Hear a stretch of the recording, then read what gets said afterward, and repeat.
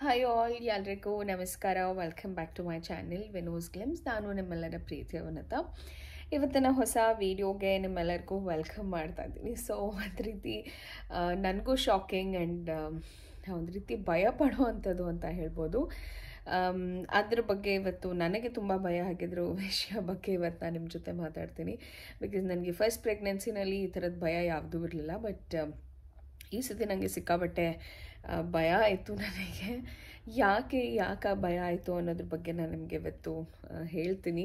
ಗೊತ್ತಿಲ್ಲ, ನನಗೂ ಅಷ್ಟು ಕಂಪ್ಲೀಟ್ ಇನ್ಫಾರ್ಮೇಷನ್ ಗೊತ್ತಿಲ್ಲ. ಬಟ್ ಗೊತ್ತಿಲ್ಲ, is it a point of concern ಅಂತನಾ ಅಥವಾ ಏನು ಅಂತ ಕೂಡ ಗೊತ್ತಿಲ್ಲ. ಬಟ್ ಎಸ್, ಡಾಕ್ಟರ್ನ ಕೇಳಿ ಮತ್ತು ಒಂದಷ್ಟು ನಮ್ಮ ಓನ್ ರಿಸರ್ಚ್ ಗೂಗಲ್ ಏನಿದೆ ಅದನ್ನು ಮಾಡಿ ಆಮೇಲೆ ಒಂದು ಸ್ವಲ್ಪ ಕೂಲ್ ಡೌನ್ ಆಗಿ ಕಾಮ್ ಆ್ಯಂಡ್ ಪೀಸ್ ಆಗಿದ್ದೀನಿ. ಸೊ ಎಸ್, ಅದ್ರ ಬಗ್ಗೆನೇ ಇವತ್ತು ಮಾತಾಡ್ತೀನಿ. ಆ್ಯಂಡ್ ಐ ಹೋಪ್ ಈ ಒಂದು ವಿಡಿಯೋ ತುಂಬ ಜನ ಕನ್ಫ್ಯೂಷನ್ಸ್ ಇರುತ್ತೆ, ತುಂಬ ಜನಕ್ಕೆ ನಂತರನೇ ಭಯ ಕೂಡ ಆಗಿರುತ್ತೆ.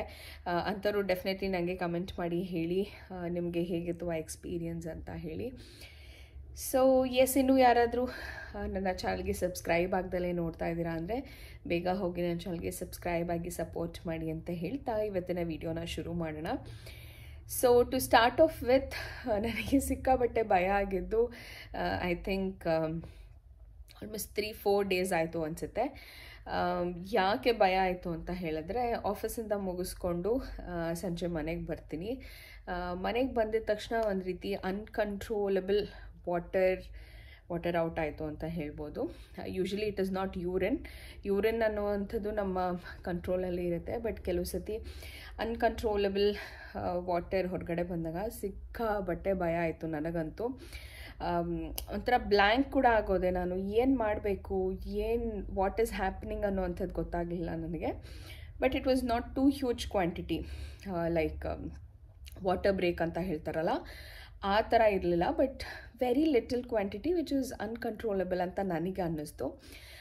ಯಾಕೆ ಹಿಂಗಾಗ್ತದೆ ಅನ್ನೋವಂಥದ್ದು ಭಯ ಕೂಡ ಆಯಿತು. ಮನೇಲಿ ಹೇಳಬೇಕಾ ಬೇಡವಾ, ಸುಮ್ಮನೆ ಗಾಬರಿ ಪಟ್ಕೋತಾರ ಅವರು ಅಂತ. ಬಿಕಾಸ್ ನಾವು ಒಂಚೂರು ಹೇಳಿದ್ರು ಅವ್ರು ತುಂಬ ಈ ಒಂದು ಟೈಮ್, ಈ 35 ವೀಕ್ಸ್ ಅಥವಾ 36 ವೀಕ್ಸ್ ಅನ್ನುವಂಥದ್ದು ಹೆಂಗಿರುತ್ತೆ ಅಂದರೆ, ಒಂದು ರೀತಿ ನಾವು ಏನು ಹೇಳಿದ್ರು ತುಂಬ ಸೂಕ್ಷ್ಮೆಯಾಗಿ ತೊಗೊಂಡ್ಬಿಡ್ತಾರೆ. ಸೊ ಹಾಗಾಗಿ ಮನೇಲಿ ಹೇಳ್ಬೇಕಾದಾಗ ಸ್ವಲ್ಪ ನಾನು ಆ ಗಮನ ಇಟ್ಕೊಂಡು ಅವರೂ ಟೆನ್ಷನ್ ಮಾಡ್ಕೋತಾರೆ ಅನ್ನೋವಂಥದ್ದನ್ನ ಗಮನದಲ್ಲಿ ಇಟ್ಕೊಂಡು ಹೇಳಬೇಕಿತ್ತು. ಸೊ ನನಗೆ ಕನ್ಫರ್ಮ್ ಆಗಿತ್ತು, if it is not a point of concern ಅಂತ ಅಂದರೆ ತುಂಬ ಅವ್ರಿಗೆ ಹೇಳಿ ತುಂಬ ಸ್ಟ್ರೆಸ್ ಮಾಡೋದು ಬೇಡ ಅನ್ನೋವಂಥದ್ದು ನನ್ನ ಮೈಂಡಲ್ಲಿತ್ತು. ಸೊ ಎಸ್, ಈವ್ನಿಂಗ್ ಬಂದೆ. ವಾಶ್ರೂಮ್ಗೆ ಹೋಗಿ ನಾರ್ಮಲ್ ಯೂರಿನೇಷನ್ ಅಂತೂ ನಿಮಗೆ ಗೊತ್ತಿರುತ್ತೆ. ಬಿಕಾಸ್ ಪ್ರೆಗ್ನೆನ್ಸಿ ಟೈಮಲ್ಲಿ ಯೂರಿನೇಷನ್ ಅನ್ನೋವಂಥದ್ದು is like every now and then ಹೋಗ್ತಾ ಇರ್ತೀವಿ. ಸೊ ಅದೇ ರೀತಿ ಆಫೀಸಿಂದ ಬಂದು ಫ್ರೆಶ್ ಅಪ್ ಆಗಿ ಮಾಡಿ ಬಂದಾದಮೇಲೆ ನನಗೆ ಒಂದು ರೀತಿ ಫುಲ್ ವೆಟ್ ಅಂತ ಅನ್ನಿಸ್ತಾ ಇತ್ತು. ಯಾವುದೇ ರೀತಿ ಪೇನ್ ಥರ ಏನೂ ಇರಲಿಲ್ಲ, ಬಟ್ ತುಂಬ ವೆಟ್ಟಾಗಿತ್ತು. ಬಟ್ ದಟ್ ವಾಸ್ ವೆನ್ ನನಗೆ ಸ್ವಲ್ಪ ಭಯ ಆಯಿತು ಕೂಡ. ಬಿಕಾಸ್ ಎಲ್ಲಿ ವಾಟರ್ ಬ್ರೇಕ್ ಆಗ್ತಾಯಿದೆಯಾ ಅಥವಾ ವಾಟರ್ ಲೀಕ್ ಆಗ್ತಾಯಿದೆಯಾ ಅಂತ ಹೇಳಿ. ಬಿಕಾಸ್ ಮಗು ಏನಿದೆ ಗರ್ಭಕೋಶದಲ್ಲಿ ಅಮ್ನಿಯೋಟಿಕ್ ಫ್ಲೂಯಿಡ್ ಒಳಗಡೆ ಇರುತ್ತೆ. ಸೊ ಅಮ್ನಿಯೋಟಿಕ್ ಫ್ಲೂಯಿಡ್ ಬ್ಯಾಲೆನ್ಸ್ ಕರೆಕ್ಟಾಗಿ ಇರಬೇಕು, ಹೆಚ್ಚಾಗಿ ಕೂಡ ಇರಬಾರ್ದು, ಕಮ್ಮಿಯಾಗಿ ಕೂಡ ಇರಬಾರ್ದು. ಸೊ ಹಾಗಾಗಿ ಅಕಸ್ಮಾತ್ ಏನಾದರೂ ಡಿಫ್ರೆನ್ಸ್ ಆಯಿತು ಅಂದರೂ ಕೂಡ it's going to be a problem ಅಂತ ಹೇಳಿ. ಆ್ಯಂಡ್ ಸ್ವಲ್ಪ ಕ್ವಾಂಟಿಟಿನಲ್ಲಿ ವಾಟರ್ ಲಾಸ್ ಆಗೋದು ಕೂಡ ಒಂದು ರೀತಿ ಡೇಂಜರ್ ಅಂತಲೇ ಹೇಳ್ಬೋದು. ಸೊ ಅದು ಕೂಡ ಭಯ ಆಗಿತ್ತು ನನಗೆ. ಆ್ಯಂಡ್ ಒಂದೇ ಸತಿ ಗಶ್ ಆಫ್ ವಾಟರ್ ಕೂಡ ಬರೋವಂಥದ್ದು, that is also a very dangerous thing.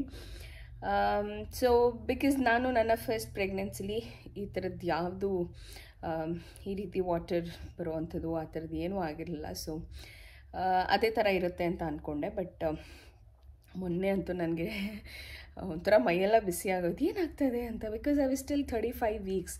So usually ಒಂದು ಪ್ರೆಗ್ನೆನ್ಸಿ ಅನ್ನುವಂಥದ್ದು it will last definitely till ಒಂದು 39 ವೀಕ್ಸ್, 40 ವೀಕ್ಸ್, ಕೆಲವರಿಗೆ 42 ವೀಕ್ಸ್ ತನಕನೂ ಡೆಲಿವರಿ ಆಗೋದಿಲ್ಲ. So they will still be in the mummies tummy. So ನನಗೆ ಆ ಥರ ಆಗಿದ ತಕ್ಷಣ 35 ವೀಕ್ಸ್ಗೆ ತುಂಬ ಭಯ ಆಯಿತು. Because another 4 weeks to go ಅನ್ನೋವಂಥದ್ದು ನಾನು ಮೈಂಡಲ್ಲಿ ಕಂಪ್ಲೀಟಾಗಿ ಪ್ರಿಪೇರ್ ಆಗಿದ್ದೀನಿ.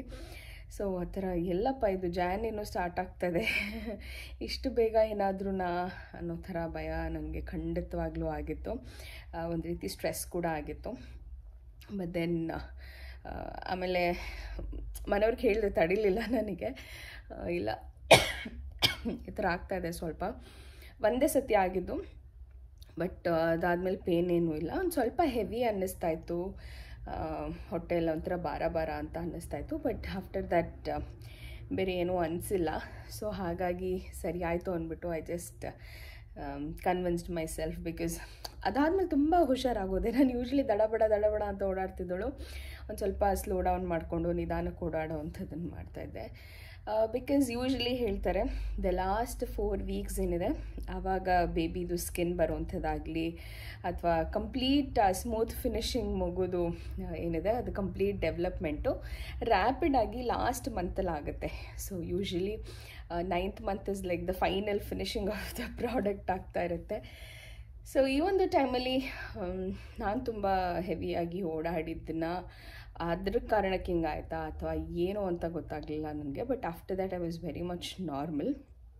ಅದಾದಮೇಲೆ ಯಾವುದೇ ರೀತಿ ಮತ್ತೆ ಸ್ವಲ್ಪ ಲಿಕ್ವಿಡ್ ಹೋಗುವಂಥದ್ದು ಆ ಥರದ್ದೇನೂ ಇರಲಿಲ್ಲ. ದೆನ್ ನಮ್ಮ ಥಾಟ್ ಅದರಲ್ಲೇ ಎಂಡ್ ಆಗಲ್ಲ. ಸೊ ನನ್ನ ಥಾಟ್ ಹಂಗೆ ಕಂಟಿನ್ಯೂ ಆಗ್ತಾ ಹೋಯಿತು. And then first what is amniotic fluid ಅಂತ ತಿಳ್ಕೊಂಡೆ. What is leakage, amniotic leakage ಅಂದರೆ ಏನು ಅಥವಾ ವಾಟರ್ ಬ್ರೇಕ್ ಅಂದರೆ ಏನು ಅನ್ನೋದ್ರ ಬಗ್ಗೆ ಒಂದಷ್ಟು ರಿಸರ್ಚ್ ಮಾಡಿ ನಾನೇನು ತಿಳ್ಕೊಂಡಿದ್ದೀನಿ ಅದನ್ನು ಇವತ್ತು ನಿಮ್ಮ ಜೊತೆ ಹೇಳ್ಕೊಂಡೆ. ಆ್ಯಂಡ್ ನೀವೇನಾದರೂ ಇದನ್ನು ಎಕ್ಸ್ಪೀರಿಯೆನ್ಸ್ ಮಾಡಿದರೆ ಖಂಡಿತವಾಗ್ಲೂ ನನಗೆ ಅದ್ರ ಬಗ್ಗೆ ಕಮೆಂಟ್ ಮಾಡಿ ತಿಳಿಸಿ. ಬಿಕಾಸ್ ಆಗಲೇ ಹೇಳ್ದಂಗೆ ನಾನು ಫಸ್ಟ್ ಪ್ರೆಗ್ನೆನ್ಸಿಲಿ ಈ ಥರದ್ದು ಯಾವುದೂ ನೋಡಿರಲ್ಲ ನಾನು. ಸೊ ಈ ಸತಿ ಅಂತೂ ಸಿಕ್ಕಾಬಟ್ಟೆ ಭಯ ಆಯಿತು ನನಗೆ. Because I am still not prepared for my delivery ಅಂತ ನನಗನ್ಸುತ್ತೆ. ಸೊ ಇಷ್ಟು ಬೇಗ ಆದರೆ ಐ ಫೀಲ್ ನಾನೇ ಪ್ರಿಪೇರ್ಡ್ ಆಗಿಲ್ವೇನೋ ಅಂತ ಹೇಳಿ. ಬಟ್ ಅದಾದಮೇಲೆ ಫುಲ್ ಭಯ ಆಯಿತು. ನಾನು I should pack my hospital bag ಅಂತ ಅಂದ್ಕೊಂಡೆ. Because any time anything may happen. Because like I said ಸ್ವಲ್ಪ ಓಡಾಟ ಅದು ಇದು ಇರೋದ್ರಿಂದ ಪ್ರಾಬಬ್ಲಿ ಆ ಥರ ವಾಟರ್ ಒಂದು ಸ್ವಲ್ಪ ಲೀಕ್ ಆಗಿರಬಹುದೇನೋ ಅಂತ. ಬಟ್ ಅದು ಕೂಡ ನಾವು we can take it easy for granted ಅಲ್ವಾ.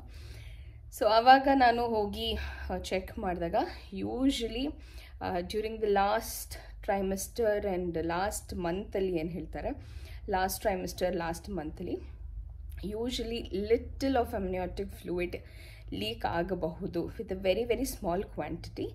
ಬಟ್ ಅದೇನಾದರೂ ಪ್ರೊಲಾಂಗ್ಡ್ ಆಗಿ ಅಂದರೆ ಕಂಟಿನ್ಯೂಸ್ ಆಗಿ ಓಡರ್ಲೆಸ್ ಕಲರ್ಲೆಸ್ ಲಿಕ್ವಿಡ್ ಏನಾದರೂ ನಿಮ್ಮ ಅನ್ಕಂಟ್ರೋಲಬಲ್ ವೇನಲ್ಲಿ ಹೊರಗಡೆ ಬರ್ತಾಯಿದೆ ನಿಮ್ಮ ವೆಜೈನಾಯಿಂದ ಅಂತ ಹೇಳಿದ್ರೆ I think it's a point of concern. ಇಮ್ಮಿಡಿಯೇಟಾಗಿ ಡಾಕ್ಟರ್ನ ಮೀಟ್ ಮಾಡಬೇಕು ಅಂತ ಹೇಳ್ತಾರೆ. And yes, so that is one thing that I ಒಂದು ಸ್ವಲ್ಪ ಸಮಾಧಾನ ಅಂತ ಅನಿಸಿತು.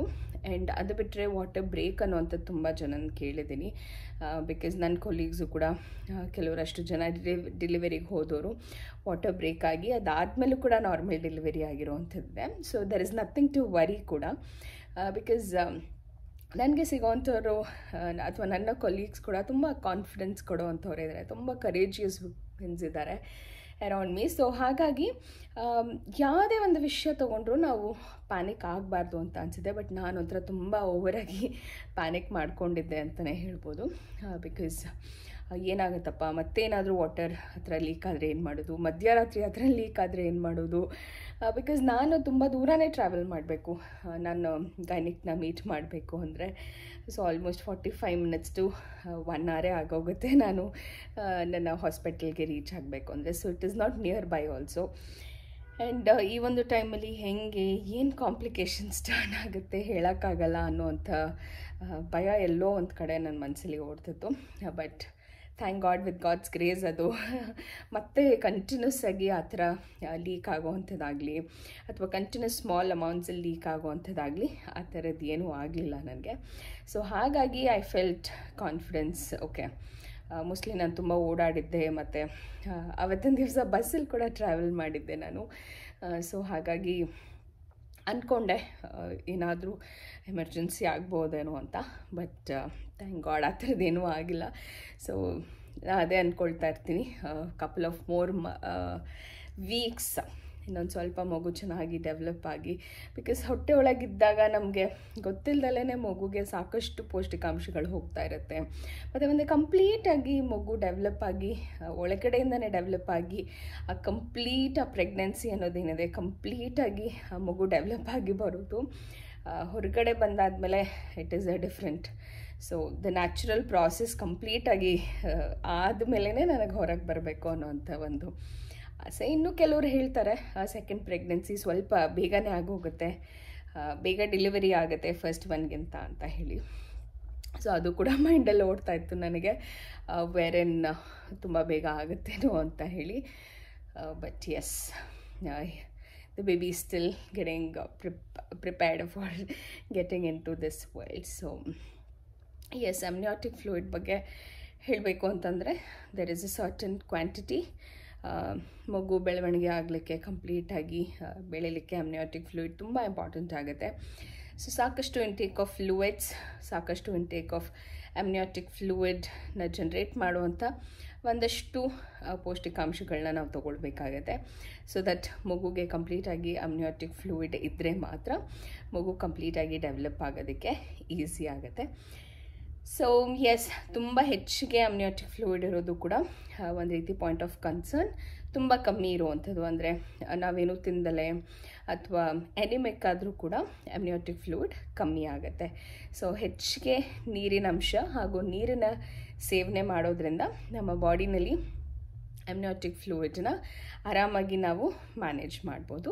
ಇನ್ನು amniotic fluid ಬ್ರೇಕ್ ಆಯಿತಾ ಅಥವಾ ಯೂರಿನೇಷನ್ನ ಅನ್ನೋವಂಥದ್ದು ತುಂಬ ಜನಕ್ಕೆ ಕನ್ಫ್ಯೂಷನ್ ಇರುತ್ತೆ. ಕೆಲವರಿಗೆ ವೈಟ್ ಡಿಸ್ಚಾರ್ಜ್ ಆಗುವಂಥದ್ದು ಇರುತ್ತೆ, ಇನ್ನು ಕೆಲವ್ರಿಗೆ ಅನ್ಕಂಟ್ರೋಲಬಲ್ ಫ್ಲೋ ಆಫ್ ವಾಟರ್ ಅಂತ ಹೇಳ್ಬೋದು.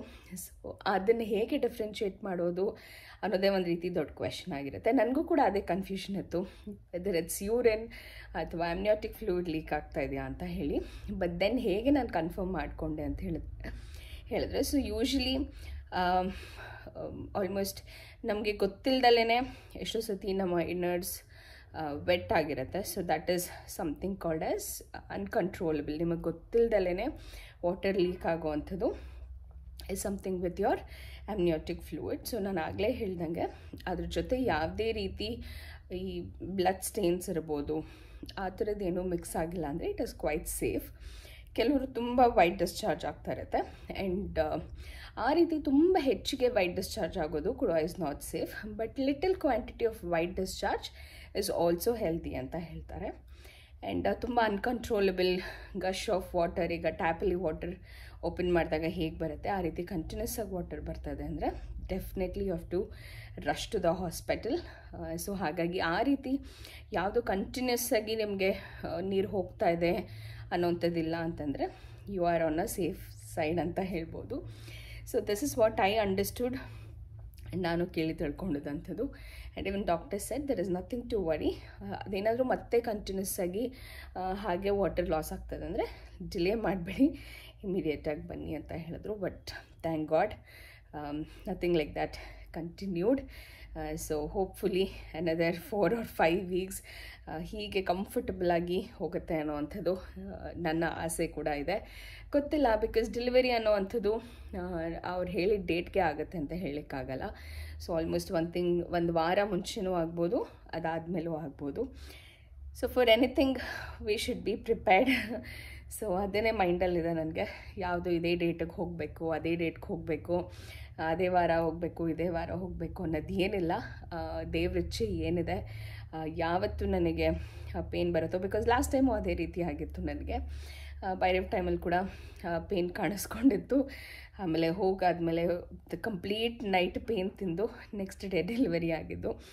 ಸೊ ಗೊತ್ತಿಲ್ಲ ಈ ಬೇಬಿ ಹೇಗೆ ಬರಬೇಕು ಅಂತ ಇದೆಯೋ, ದೇವ್ರಿಚ್ಛೆ ಏನಿದೆಯೋ ಅದಾಗಲಿ, ಎಲ್ಲ ಒಳ್ಳೆಯದಾಗಲಿ ಅಂತ ಕೇಳ್ಕೊಳ್ತೀನಿ ಅಷ್ಟೇ. So yes, this was one of my very big concern ಅಂತ ಅನಿಸುತ್ತೆ. ಅದನ್ನೇ ಶೇರ್ ಮಾಡ್ಕೊಬೇಕಿತ್ತು ನಿಮ್ಮ ಜೊತೆ. ಆ್ಯಂಡ್ ಎಸ್, ಶೇರ್ ಮಾಡಿದ್ದೀನಿ. ನಿಮ್ಮದು ಏನಾದರೂ ಕನ್ಸರ್ನ್ಸ್ ಇದ್ದರೆ ಅಥವಾ ನಿಮ್ಮ ಕಡೆ ಏನಾದರೂ ಇಂದ ನನಗೆ ಸಜೆಷನ್ಸ್ ತೊಗೊಳ್ಳೋ ಅಂಥದ್ದಿದ್ರೆ ಖಂಡಿತವಾಗ್ಲೂ ನನಗೆ ಕಮೆಂಟ್ ಮಾಡಿ ಹೇಳಿ. ಇನ್ನು ನನ್ನ ಲಾಸ್ಟ್ ವಿಡಿಯೋಗೆ ತುಂಬ ಜನ ಅದಕ್ಕೆ ಕಮೆಂಟ್ ಮಾಡಿ ಕೇಳಿದ್ದೀರಾ. ಆ್ಯಂಡ್ ತುಂಬ ಡಿಸ್ಕಷನ್ಸ್ ಆಗಿದೆ. So thank you all for all those loves and wishes ಅಂತ ಹೇಳ್ತಾ ಇವತ್ತಿನ ವಿಡಿಯೋ ನಾನು ಇಲ್ಲೇ ಮುಗಿಸ್ತೀನಿ. ಐ ಹೋಪ್ ಇವತ್ತಿನ ವಿಡಿಯೋ ಕೂಡ ನಿಮಗೆ ಇಷ್ಟ ಆಗಿದೆ ಅಂತ. ಮತ್ತೆ ಸಿಗ್ತೀನಿ ಮುಂದಿನ ವಿಡಿಯೋದಲ್ಲಿ.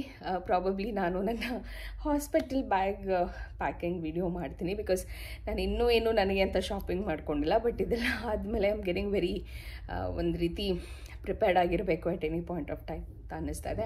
So anything at any point of time ಏನೇ ಆದ್ರೂ ಬ್ಯಾಗ್ ರೆಡಿ ಇತ್ತು ಅಂತಂದರೆ we can just rush to the hospital ಅನ್ನುವಂಥದ್ದು ಒಂದೇ ಅಷ್ಟೇ. ಸೊ ಎಸ್, ನನ್ನ ನೆಕ್ಸ್ಟ್ ವಿಡಿಯೋ ಪ್ರಾಬಬ್ಲಿ ನಾನು ಏನೇನು ತೊಗೊಳ್ತೀನಿ ಫಾರ್ ಮೈ ಹಾಸ್ಪಿಟಲ್ ಬ್ಯಾಗ್ ಅದಾಗಿರುತ್ತೆ. ಐ ಹೋಪ್ ಇವತ್ತಿನ ವಿಡಿಯೋ ನಿಮ್ಮೆಲ್ಲರಿಗೂ ಇಷ್ಟ ಆಗಿದೆ ಅನ್ಕೋತೀನಿ.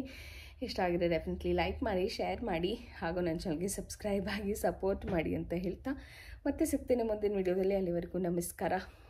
Take care, love you all and by.